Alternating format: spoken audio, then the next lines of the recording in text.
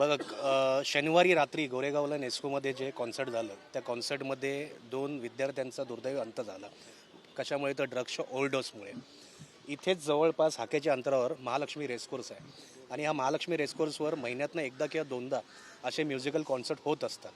यापूर्वी पण आम्ही ताडदेव पोलीस स्टेशनला 2 पत्र लिहिली होती की त्या म्युझिकल कॉन्सर्टमध्ये दारूचं सेवन म्हणजे अल्पवयीन मुलांना आणि ड्रग्सचं सेवन हे तिथे होतं आहे आणि अशी आमच्याकडे माहिती, आमच्याकडे तसे व्हिडिओज पण आहेत.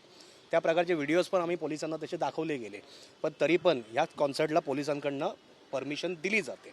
म्हणून आम्ही ह्या पत्राद्वारे मागणी केलेली आहे की आपली जी तरुण पिढी आहे त्याला जर व्यसनांपासून वाचवायचं असेल तर अशा प्रकारचे कॉन्सर्टला इथे महालक्ष्मी रेसकोर्सवर आपण परवानगी देऊ नये.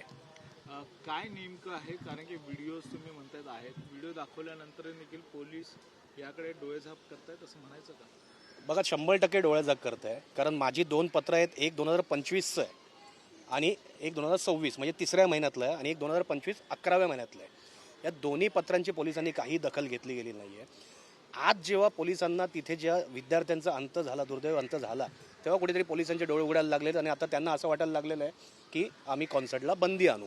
पण याच्यानंतर पण मला खात्री वाटत नाही की त्यांच्याकडनं या कॉन्सर्टला बंदी होईल. आश्वासन देण्यात आले तुम्हाला की पोलिसांकडनं आश्वासनं अशी भरपूर मिळतात, त्यांनी दिलेले आता पण दिलेलं आहे, आम्हाला पण तेच पाहिजे, बंदीच झाली पाहिजे.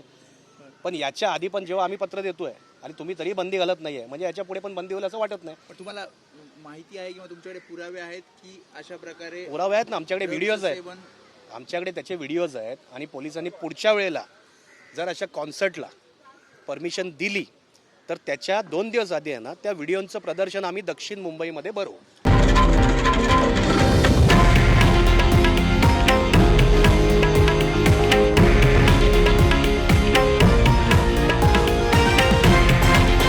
हे आहे देशातील नंबर 1 न्यूज नेटवर्क आणि आपण पाहत आहात TV9 मराठी, एकमेव.